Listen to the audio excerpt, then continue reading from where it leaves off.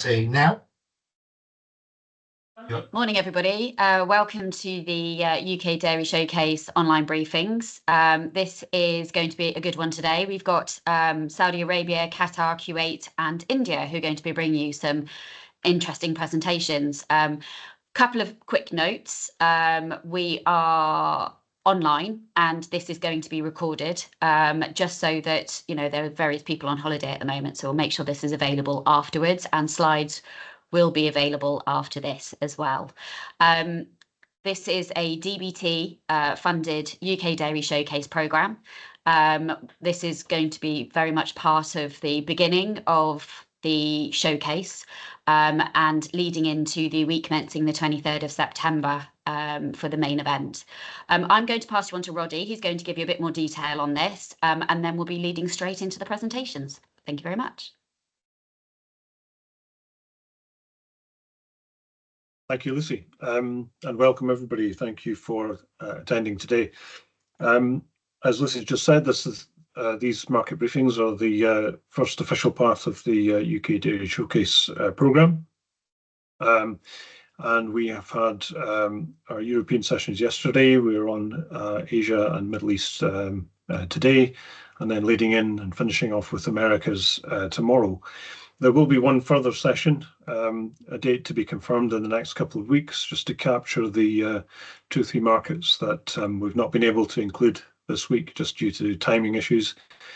And then the next step in the process really will be the opening of the online meeting platform, where companies will be able to view and request meetings with the buyers that we have coming in September. In order to do that and to take part in that, companies will need to be registered for the event. You've all been invited. You should all have received emails with registration links. Many of you have registered, and thank you for that. But anybody who hasn't, please do so without further delay, and then you won't miss out on any communications, and you'll be able to participate in the matchmaking in advance of the showcase. Then the showcase itself, as Lucy said, week commencing 23rd. The main day is the 26th of September. That will be the day of one-to-one meetings with buyers from around the world, followed by an evening networking reception, where you will be able to further conversations or meet people that you've not been able to have meetings with. You'll still be able to find them and have conversations with them at the networking event, hopefully giving the maximum opportunity for companies to interact with the buyers that we have coming. And in that respect, we currently have 35 buyers from 21 countries from around the world, from most continents, and their categories of interest cover a pretty wide variety of dairy products. There's obviously a high interest in British cheese, UK dairy ingredients, but really most of the spectrum of dairy products are covered by buyers that we have coming from all these countries. We are hoping for more, and we're working hard over the summer to up that number a bit further to get into our 40+ target for the event. So we're quite close, but we hope to get there. The next step in the process after the showcase will be another opportunity for us to engage with international buyers at Cereals in Paris, with dairy being included in a UK food showcase at the British Ambassador's residence on the Tuesday evening of during Cereals in Paris. There'll be further communication about that in due course. And then the concluding part of the UK showcase programme will be missions to market in 2025. We will be judging and consulting, obviously, with post-event feedback questionnaires to companies about the varying levels of interest that they've encountered during the showcase, and then we'll be determining which are the markets that we should be going to in 2025 with companies. So that will be post September, where we will be working on that. Without further ado, I'm going to pass to our first presenter, Dunya Zad Youssef from Saudi Arabia, so that he can give you an introduction to the dairy opportunity in that market and tell you a little bit about the buyers who are coming. Thank you, Dunya. Thank you, Rudy. Hi, everyone. My name is Dunya Zad Youssef. I'm based in Jeddah, in Saudi Arabia. I work as a trade advisor. I support the trade, the head of retail in Riyadh. And I will be presenting about Saudi. So basically, Saudi in the last several years has gone through massive transformation. It introduced its Vision 2030, which mainly aims at diversification of its economy. It introduced giga projects worth over $900 billion, which offers high-paying jobs to Saudis and expatriate communities, resulting in a community with high purchasing power. Also, due to the elimination of segregation in public spaces and the introduction of state-introduced or endorsed entertainment festivals like Riyadh season, this has increased spending within Saudi. The population of Saudi Arabia is around 32 million, with 50% below 30. There is an increase in women participation in the workforce. By 2023, it was 34%. Out of the total, there is also an increase in the overall employment rate. In 2024, it was reported to be 63.7%. The average wages in the public sector, which is the highest paying sector in Saudi, is reported to be $2,938. And in 2022, over 5,000 hotels had presence in Saudi. The consumption trends in Saudi are now being westernized. There's an increase in spending on dining outside and using delivery services. It is estimated that per person every month, the spend on delivery and dining outside is $355. And now there are more Saudis are choosing healthier diets, which has increased demand for dairy products. For products like cheese, KSA has the highest volume of cheese and curd consumption in the region, with 377,000 tons consumption and 11 kilograms per capita consumption, which was reported in 2018. Cheese is the most valuable category in dairy market, accounting for more than 30% of the total spend. In 2019, KSA imported cheese products worth $533 million.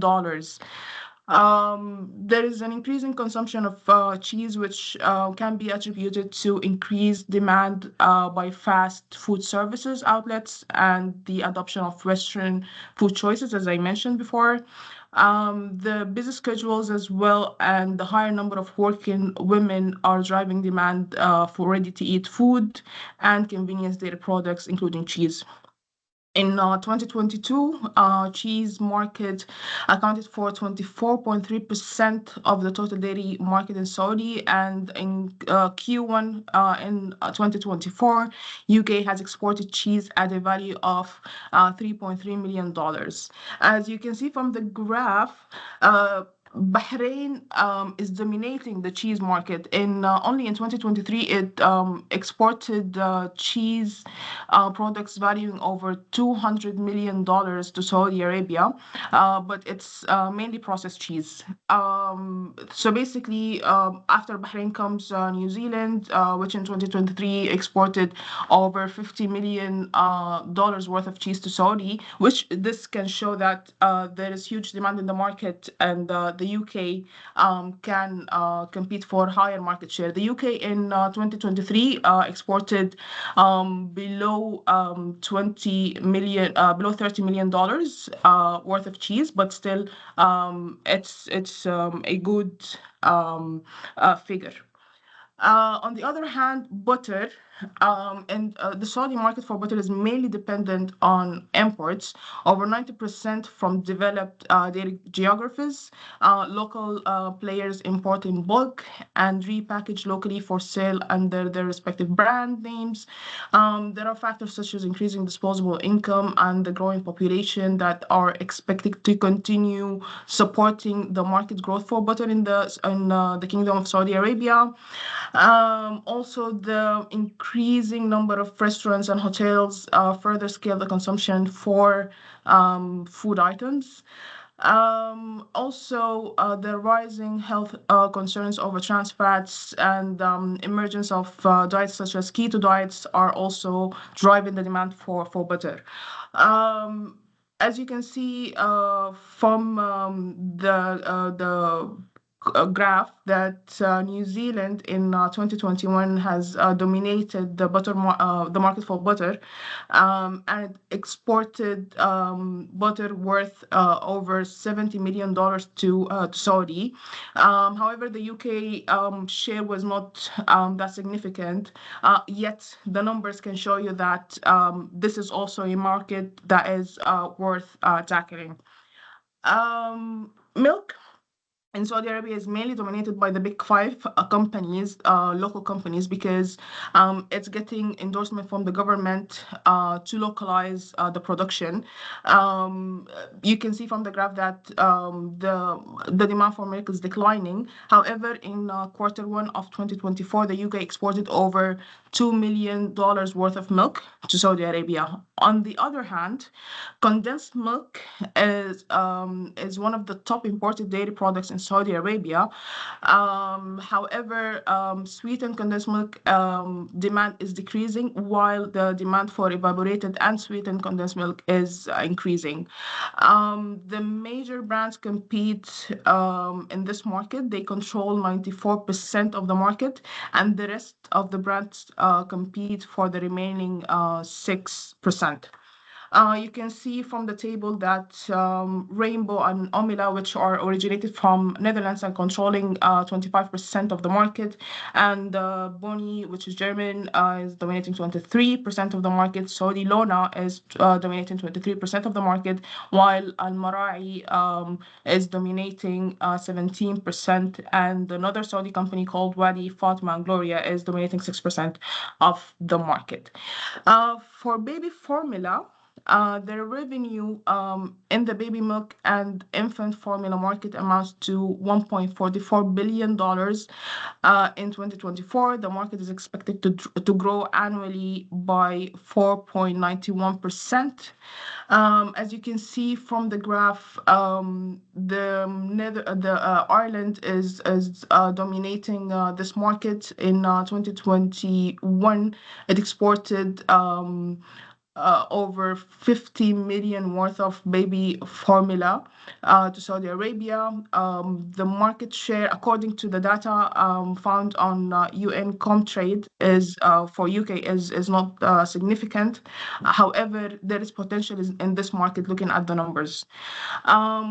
On the other hand, for powdered milk, in 2022, milk imports valued $153 million. At the same year, the exports to the Gulf region amounted to $32 million, which shows that there is a huge demand within the country for powdered milk. On the competitive landscape, Saudi dairy market is highly competitive, and the big five companies Al Marai, Arla, Danone Saudi, and the Saudi Dairy and Foodstuff Company and NADIC are controlling 50% of the market share, although this represents the fresh milk category only. However, it gives an indication of who is dominating the dairy market in Saudi Arabia. And of course, Al Marai, which is a local company, is the highest on the list. We've noticed that there is a trend for private labeling, even by the big players. And Yeah, on the general requirements for GCC exports, all shipments of food and drink to GCC requires a health certificate. All food and drink exported to GCC must be halal, with an exception of pork products where these are allowed in some countries. Halal certificates are required for products of animal origin, but for all other products, it is expected that these are halal. Products must be registered with the relevant authority before they can be sold or imported. For the registration in Saudi Arabia to export lamb, fish, dairy products, or honey to Saudi Arabia, the producer must be registered with the Saudi Food, Drug and Drugs Authority, SFDA. If a producer needs to register, they should email exports at apha.gov.uk to request a form. Listings are generally submitted to SFDA quarterly, and now DEFRA is working on resolving issues related to the registration of new dairy exporters. On the side of opportunities, Saudi Arabia, as you can see, is flourishing now. Saudi is a net importer of food and beverages and among the largest in the region. The country has strong reliance on imports to meet demand. It imports 80% of its food needs. UK food and beverages is reputed for its quality, innovation, and being a healthy choice. Premium cheese are growing in demand and largely exported from the EU, including the UK. And there is a strong demand for packed dairy products such as cheese and butter, as you can see from the previous slides.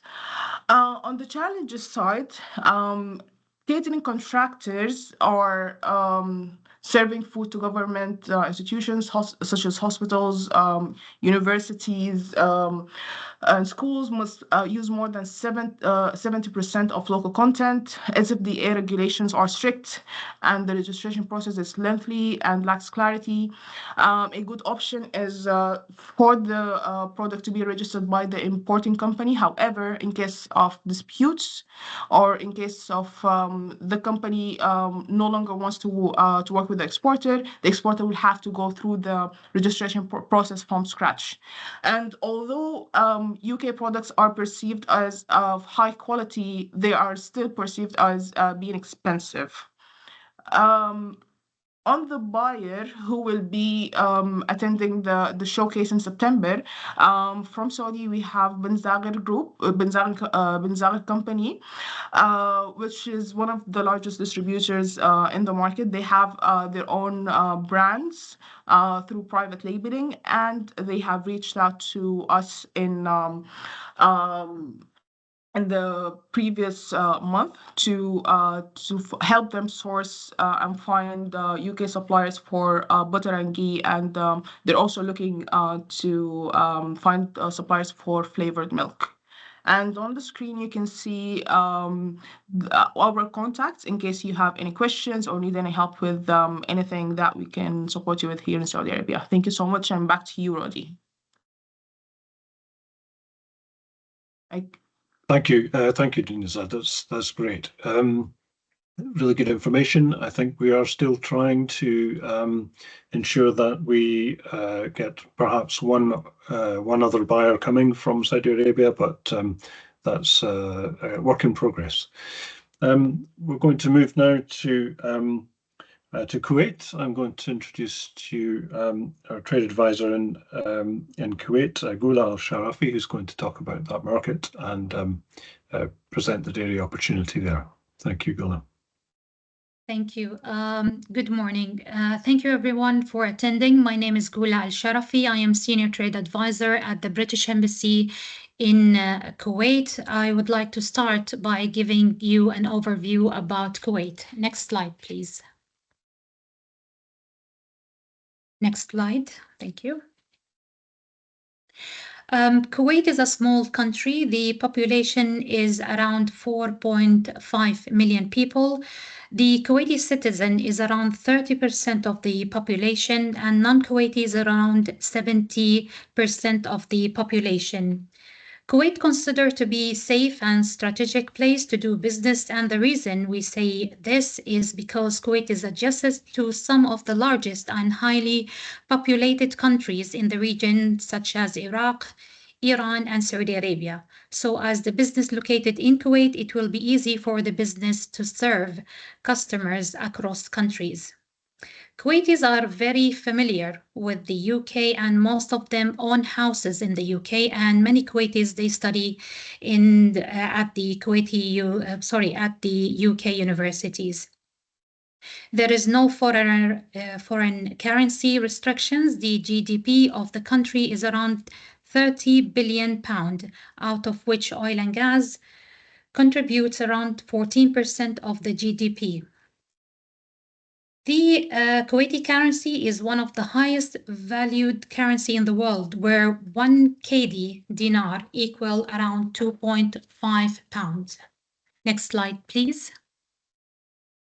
Talking about the Kuwait vision, the country's New Kuwait initiative represented a bold step toward economy transformations and diversifications. Their plan aims to position the country as a major global financial and trade center by investing in sectors such as information technology, renewable energy, tourism, healthcare, and education. Its ultimate aim is to reduce the country's reliance on the oil revenues, leverage the private sector, and create jobs for the Kuwaiti nationals. Digital transformation is central to Kuwaiti's Vision 2035 to drive the economy and improve quality of life. In May 2024, this year, His Highness the Emir suspended the Parliament for a period of 4 years. It is widely believed now that this move will lead to a more effective and efficiency governance in all sectors, including the structural reforms which are needed to achieve the country's vision. Next slide, please. Here are the Kuwaiti dairy industry overview. The Kuwait dairy market size is estimated in excess of $1 billion in 2024 and is exceeded to reach to $1.4 billion by 2029. Here are some of the major factors driven growth in this market, which will include a rising population leading to higher consumptions of milk, raising disposable income as the per capita income of Kuwait continues to rise. Consumers have more purchasing power here in Kuwait, leading to higher expenditure on dairy products, on packaging, foods, and beverage due to busy lifestyles. Changing dietary preference towards natural and organic food, and also increasing customer awareness about health benefits. Availability of advanced production technologies for the high quality dairy foods like cheese and butter, improve distributions networks for reaching out customers located at remote locations. Also, the dairy industry in Kuwait is also characterized by active foreigner trade of export and imports. There is a growing influence of Western cultures and diets in the GCC region has led to an increased consumptions of dairy products like cheese, butter, and also yogurt. Next slide, please. Talking about these segmentations, the Kuwaiti dairy market can be segmented based on various factors, including product type, distributions, channels, and customer segment, which are as follows. I have added number 1, the product type, milk, cheese, yogurt, butter, ice cream, and others. If we will talk about the milk, for example, is the largest category in Kuwait dairy market, accounting for the highest consumptions value. Also, we have the cheese is a popular dairy products in Kuwait with a wide variety of local import options available. The demand for the primer cheese, such as feta, mozzarella, cheddar cheese, halloumi, has been increasing. Talking about the yogurt consumptions is also growing in Kuwait, driven by the healthy benefit and the availability of a wide range of flavors and formats such as Greek yogurt, probiotic yogurt. Talking about the butter, there is growing demand for the primer butter, especially the one that we use it for baking and also cooking purpose. Again, there is a demand for the ice cream, especially the Kuwait is one of the hottest country here in the regions. Also, I have mentioned the distributions channels such as supermarkets, hypermarkets, convenience stores, online retails, and others, such as special stores, food services. Also, customer segment such as retail, HoReCa, institutional buyers, and food processing industry, bakeries, and others. Next slide, please. Talking about the opportunities here in Kuwait, we have noticed growing demand for a primer dairy products. Also, technology advantage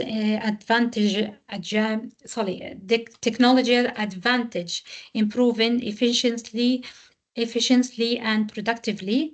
There is also a fast-growing market for lots of dairy products such as cheese, butter, ghee, and yogurt. The local companies are making big investment into expanding their productions with the renewed focus on products, innovation, and healthier options to attract a wider customer base. Also, there is a demand for a private label products. We started to see that it has really increased in the market from 3% to 10%. There is a demand for also baby formula, and also the packaging is one of the opportunities that requested here in Kuwait. Next slide, please. Here I just put for you, sorry you cannot really see it very well, but I can go through it. This is the Kuwaiti stakeholders. We will start with the government regulation bodies, which start with the Ministry of Health and Ministry of Commerce and Industry. Ministry of Health, under the Ministry of Health, we have the Public Authority for Food and Nutrition. They are responsible for the registration, the procedures, and the food safety. When it's come to the Minister of Commerce, they are responsible for food security. Also, we have the Custom and Kuwait Municipality, and of course the Kuwait Chamber of Commerce, which they really help us to lift the ban on the British lamb in 2018. Here are some examples of the major players in the private sectors, and also I have added the supermarkets, which here the supermarkets really play a major role. We have the Union Co-op, which they control around 60% of the market. Then we have international, such as Lulu, Carrefour, and we have also local supermarkets, such as Sultan Center, and others, City Center also. Next slide, please. We are inviting actually two buyers. One of them is the Kuwait Danish Dairy Company, KDD, is one of the largest dairy companies in Kuwait here, with a significant market share. It has offices in Saudi Arabia and UAE, where it operates its sales directly and through distributors.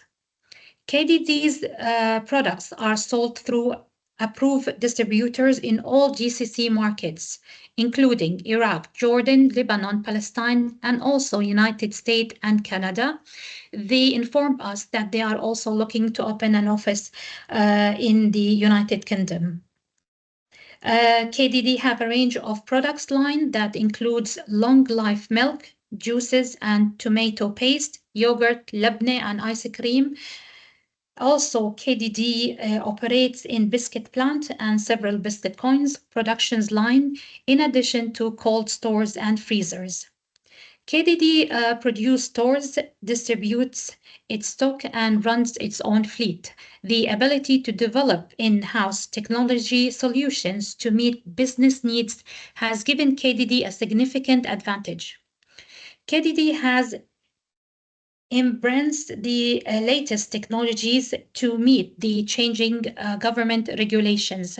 This proactive and collaborative approach to technology and innovation has clearly made it a leader in the dairy industry. Next slide, please. The other buyer that I have invited is Food Choice, and Food Choice, established in 2005, is one of the leading distributors in Kuwait. The company originally started with just 1 or 2 brands, and a handful of employees have now grown to over 65 brands and 200 employees. Having a well-planned idea of expansion through Middle East and abroad, they have started their independent operation in Saudi Arabia with a footprint in the UAE and also Canada. They have an extensive presence in co-ops, hotels, restaurants, and pastry bakery shops. They are very agile and adaptive to new products and solutions to stay ahead of the competition. When it's talking about the dairy products, they are always looking for cheddar cheese, milk, yogurt, butter, and others. That's it from me. Thank you so much for listening. Happy to take any questions later. Thank you very much, Gula. And I think it's great information. I think perhaps one of the questions that might come would be what the category of product interest is from KDD, but I think you'll be able to explain that later in the Q&A. Now I'm going to pass on to Laura Boss, who's going to present on behalf of Ivana Balatbat, who's our trade advisor in Qatar. Thank you, Laura. Thank you so much. Can you see my screen? Yes, we can. Thank you. Yeah, fantastic. Okay. Welcome, everyone, and thank you for joining today. My name is Laura Boss. I'm the head of the Export Support Service for DBT in the Middle East and Pakistan region. That means that I lead the export support program for SMEs. And today I'm standing in for my colleague Ivana Balatbat, who is our lead food and drink advisor in Doha in Qatar, who can't be here today. To start with, the Qatar government is very much focused on food security. As a lesson from the GCC blockade in 2017. And since then, we've really seen a boom of manufacturing facilities. These food production facilities were given big incentives and subsidies to set up locally. And that was part of the Qatar National Food Security Program. Now, prior to 2017, Qatar's dependency on food imports was at 90%. And 7 years later, at the end of 2023, those numbers have greatly improved. So according to numbers from the QNFSP, they've achieved 70% self-sufficiency when it comes to vegetables, 30% when it comes to red meat, 95% when it comes to fresh fish, and 63% of animal fodder demands. And that means that staple foods such as rice, pasta, baked goods, and other indispensable elements faced quite a challenge post-World Cup as expatriates from various socioeconomic levels left the country. Still, Qatar imports a lot of food and drink products primarily to cater to the still fairly sizable expatriate population. We're seeing a couple of trends. First of all, that food production companies are actively enhancing product diversity. And consumers, I think that's a trend across the GCC, are becoming more aware of healthy and organic lifestyles. So there is really high demand in Qatar for healthy snacks, drinks, organic products, and also vegan products. Now, when it comes to dairy, this is one of the industries that was most impacted by the blockade in 2017. Most dairy used to be imported from neighboring countries, specifically Saudi Arabia. And a few weeks into the blockade, there were all these stories of cows being flown in from New Zealand and Australia, and became a really big hype. The semi-state-owned company Balatna was formed, and it became the biggest livestock and dairy production company in Qatar, supplying over 95% of the country's fresh dairy products. Organic products, there's been a bit of a stumbling block over the past couple of months when it comes to organic products in Qatar. The Qatari Ministry of Health in March 2024 started prohibiting the import of organic products into the country unless they met specific conditions, such as attaching each consignment with a certificate of conformity issued by one of the companies that were approved by the ministry as a third party for prior inspection of the consignments in the country of origin. This had a really big impact on the imports of organic products in Qatar. But over the past few months, the British Embassy and DBT Qatar's market access lead have worked really hard, prodding stakeholders in Qatar, and it's meant that the restriction has now been lifted in May and June 2024. So there should be much less issues importing organic products into Qatar moving forward. Qatar is a fairly small market, especially compared to Saudi Arabia, and there is sometimes a struggle for new importers to reach the minimum order quantity or MOQ in new partnerships. But there is a way around this, and it's through the use of consolidators in the UK. Most hypermarkets and retailers in Qatar have a partner in the UK. And the obvious benefit to manufacturers is that they can deliver to an address in the UK, therefore cutting international shipping costs. And then, of course, if your product flies off the shelves, then the retailer would usually start the conversation on direct supply agreements, because they can then be confident that MOQs will be reached. And then you can start thinking about cutting consolidator fees. Now, there's a couple of major retailers and hypermarkets in Qatar that we are working with. First of all, it's Almira, which is a semi-state-owned entity, and it has the largest presence in the country. We then also have Lulu Hypermarket, a really well-known supermarket and hypermarket chain, Monoprix Supermarkets, Carrefour, and Mega Mart. And then I want to highlight a couple of the buyer profiles that we have invited to take part in the showcase. First of all, Lulu Hypermarket is part of Lulu Group International, which is an Emirates headquartered conglomerate that operates a chain of large hypermarkets and retail companies. And joining us will be the regional operations manager, who is based in Qatar. The group also owns a consolidator in Birmingham called Y International that manages their imports to the Middle East, making it much easier to deliver products in the UK. And their turnover is around 6.9 billion with an employee count of almost 17,000. Megamart is the second buyer on our list.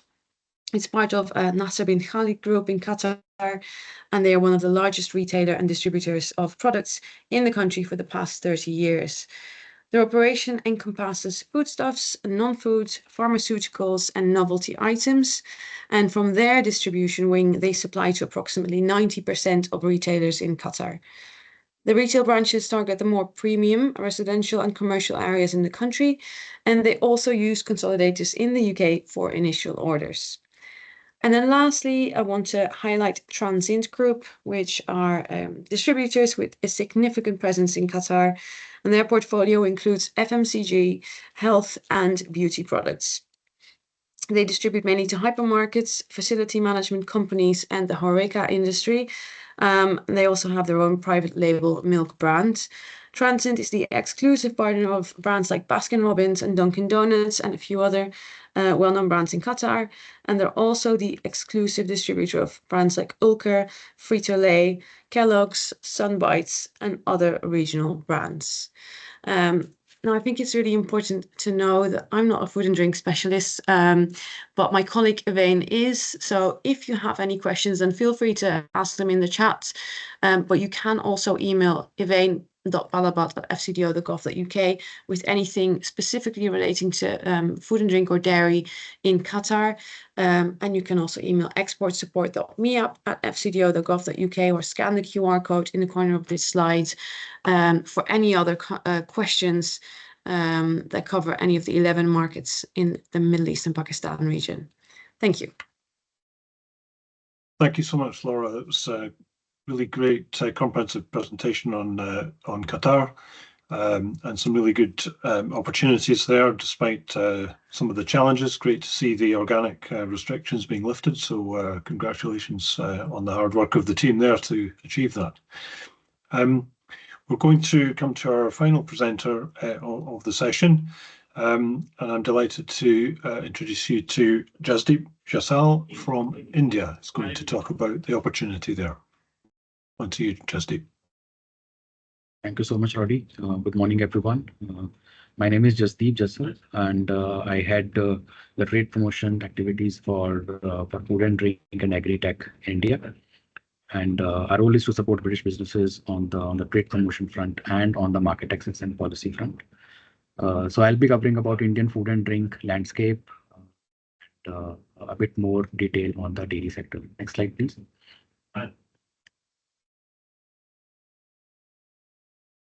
So India is the most populous country in the world, and it is also the 5th largest, and I would say the biggest, fastest growing economy globally. Currently the market, the GDP value is approximately $3.5 trillion, and it is expected to be the 3rd largest economy by 2027. One of the advantage for the country is that the population is young, around 55% of the population is below 25 years. Apart from other sectors, agriculture is one of the sectors which is main in India, accounting to approximately 15% of the Indian economy. There are various rising trends in the market, be it urbanization, rising middle class population, but there are specific food and drink specific trends which I'll be covering in the subsequent slides. Next slide, please. If you look at specific to food and drink sector, so Indian food and drink sector is an emerging sector here, accounting for approximately 3% to the GDP of the country, and is growing very fast at a rate of approximately 11 CAGR. It is expected to grow till 2030, and the revenue is also increasing at a good rate, approximately for like 8%. Overall, if we look at the Indian food and drink sector, it covers the domestic market, which has produce from the local producers across various product categories. Then there is international cuisine and international brands. How those brands are registered and what is a way to bring them to the country, I'll cover in the next slide. Next slide, please.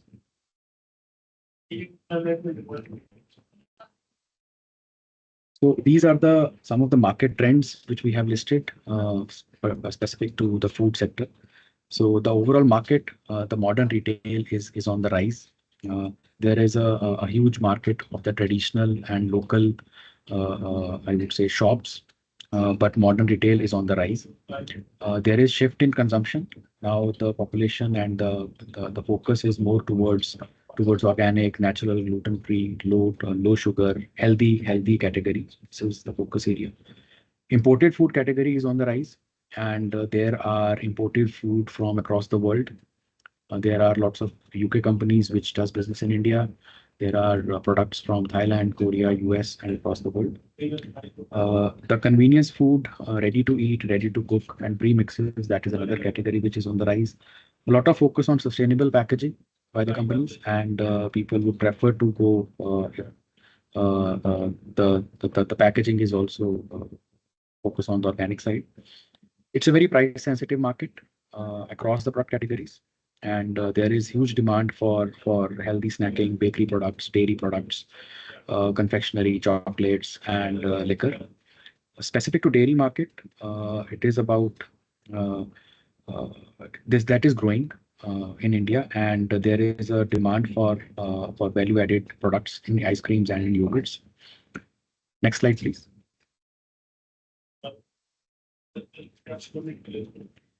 So across the country, so these are the various focus areas and opportunities. That this is the demand for the India market, and how the business works is there are dedicated importers stationed across the country, and they are the only authorized party, authorized organization to import the product into the country, and then they distribute it to national level, distribute it to HoReCa, to retailers, and to offices, etc., etc. So this is the route, and these are the various focus areas on which the Indian market is focused on. Next slide, please. There are challenges in the market, starting being the regulatory and the approval systems are complex, and but there is support available at every step in the system. Overall, as a market, there are supply chain inefficiencies, there are lack of cold chain facilities, etc., and there are high import duties on the products, on certain products, I would say. And there is a lot of competition from the neighboring countries, and because of the price factor, uh, uh, that always becomes a make or a break deal in terms of the business. Next slide, please. Specifically covering the Indian dairy sector, so India is the world's largest producer of milk and also the top consumer of milk globally. India contributes approximately 24% of milk production to the world. And this sector contributes to roughly 5% to India's GDP and is growing at 6.5%. India is divided into 29 states, and the states of Uttar Pradesh, Rajasthan, covering the central India and the northern India, and they are the main areas in which the milk production happens. India exports a lot of dairy products, and the major destinations are Bangladesh, UAE, Saudi, US, and Bhutan. And in terms of the local production, India produces from butter, ghee to all sorts of dairy products for local consumption as well as for the exports. Next slide, please. For the UK exporters, so these are the product categories which are a focus, and they are in demand in the India market. There is demand for cheddar cheese, clotted creams, flavored yogurts, milk, then milk powders for infants or nutrition supplements products, and organic and healthy offerings. The market access and the market is open for UK dairy products into India. Very recently, the final export health certificate that also got cleared. So there are, in terms of the policy and market access, all the dairy products are welcome into the country, and these are the sort of focus areas. Next slide, please. So if you intend to do business in India, I think these are some of the ballpark duties and labeling requirements which you should consider. The basic custom duties is high, ranging from 30 to 60%. There will be additional taxes that depends from the state and business location.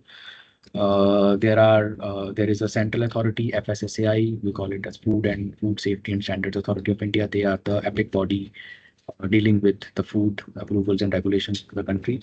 So, and there are labeling requirements. There are requirements which are required to be put on the label, and restrictions on genetically modified foods.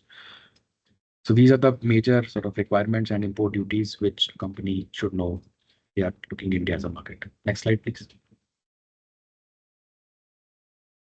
For the upcoming dairy showcase, so we have got 3 stakeholders from India market. We have got Mr. Kunal from Modern Bazaar. Modern Bazaar is a premium retail store in India, covering they have around 29 outlets across the country, and they cater to all the international gourmet food, and they are they're one of the main buyers of international food and sellers also. Then we have two importers, one from Epicure and one from Empire. So these are the two main importers in the dairy segment, and they are among the top 5.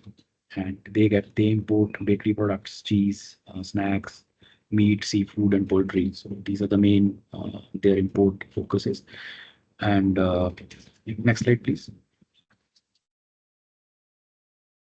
So we as a team here in India, we also do lots of promotional activities. I just thought of sharing it, and there are plenty of opportunities which are upcoming to do business in India. Specific to dairy, if I talk about, there is AHAR, which is the biggest food specific show, which happens in March 2025. So subsequent information will be floated, but we do cover various activities. Next slide, please. This was the AHAR show wherein around 10 UK companies participated and exhibited. Cheese was one of the focus categories in that. Next slide, please. Yeah, I've covered that. Next slide, please. So we are a spread across team. I am based here in the northern part, and we have colleagues sitting in Delhi, Mumbai, and supporting the rest of the market. So please feel free to reach out in case you are interested in the Indian market, and happy to help and answer any questions. Thank you. Thank you very much, Jasdeep. That's a great presentation there on the amazing, huge market in India. Some quite incredible statistics there, and some good opportunities, despite some of the challenges that exist obviously in that market. We're also interested to see the future developments in the trading relationship between the UK and India, which hopefully will also assist with some of those issues. We're going to pass now on to Q&A for all of the markets that have just been presented. And Lucy, I think there might have been some questions come into the chat. I've seen come past. Yeah, there are. So we've had a few in. A few have been answered, but I'll sort of quickly sort of just read through them. So the average wage of $2,938 is that weekly. That's apparently monthly, mainly for the public sector. There was also, which is the most popular imported cheese? And I think we said we'd get back to them, but I would think that's probably cheddar, if I know rightly. That's generally the answer in most places. Then we've got Saudi. So stats around sort of yogurt and imported yogurts for Saudi. I think maybe Junior found something on that one. You can use the UN Comtrade website for more data on all of these products. And I think it was brought up about the registration process in Saudi Arabia. I know that I think it's Bradbury's have got no traction. I think it's being addressed from what I can understand.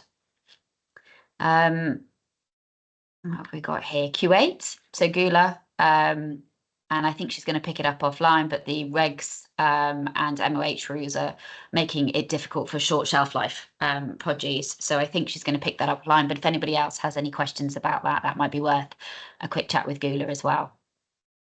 Qatar, the lifting of the COC has actually been really helpful for organic produce. So that's actually recommenced all the shipments into Qatar. So I think that's been really useful. And India, the many challenges presented, and this is from, I think, Anita from Rachel's, the many challenges presented are difficult to overcome for a premium organic dairy product. I think, Jasdeep, that might be sort of useful. What are your thoughts on the premium market and the price points, etc., in that respect for premium dairy going into India?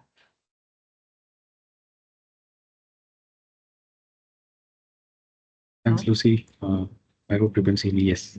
Yes. So, so if we look at the dairy market, so there is a lot of cheese which comes from across the world, and from Australia, from the US, and from a lot of our neighboring countries. And there are a lot of cheese which is produced locally also, and good quality cheese.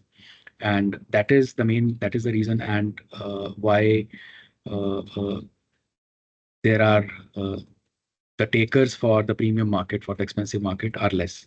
So even if we look at the percentage wise, the imported food category, percentage wise, we are targeting less than 5% of the consumer market.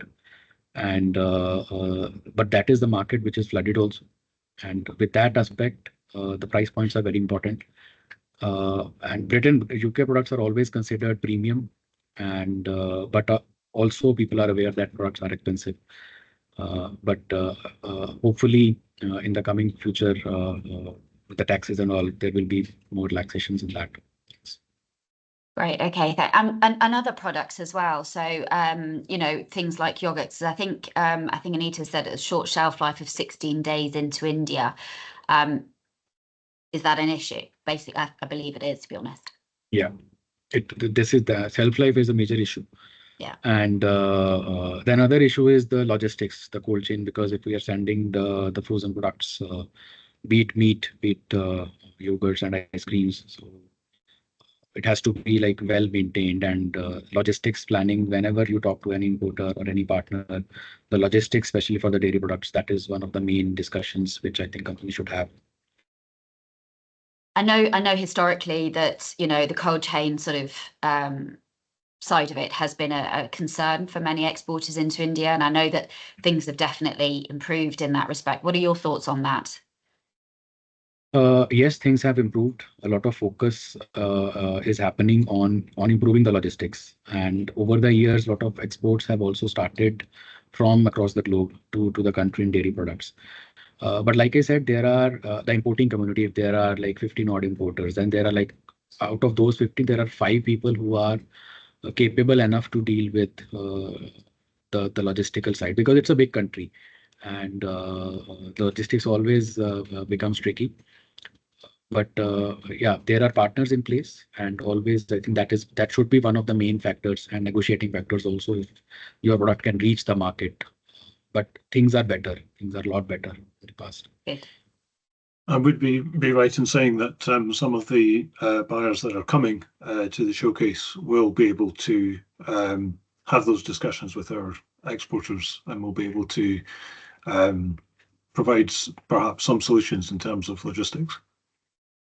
Yes, Roddy, that's right. And in fact, the buyers which we have shortlisted, and they are sort of top 5, and they are well connected, and they have their reach outs across the country. So they are well equipped to deal with the logistical side, and including the retailer Modern Bazaar. Thank you. Brilliant. Great. That's great. Thank you. And if they've got any other questions, do let us know in the next couple of minutes. It was one that I had just I think anticipating maybe exporters viewing the presentation later on, perhaps. It was just one for you, Gula, for Kuwait. Just with regards to KDD who are coming, the Kuwait Danish Dairy Company. Would I be right in saying that their primary interest will be for dairy ingredients, or will they be interested in finished products as well, do you think? I think it will be for both, because as I mentioned that they have the white label. So if they found anything interested, why not? Of course, they will be looking for raw materials and others. I'll be happy to share what they want actually with the company who's really interested. I have sent you an email about that, Rudy, if you remember, but I believe it will be both. Thank you. Thank you, Gula. More than welcome. Great. I think we may have come to the end of our questions. That was great. Thank you very much to all of our speakers. I think that was really helpful and really informative today, and hopefully you guys got something out of it. Obviously, this will be available online, and presentations will be available afterwards as well. So you'll be back tomorrow for another 2 webinars. So do join us then. Otherwise, have a good day. Thank you very much, everyone. Thank you. Thank you. Thank you. Bye.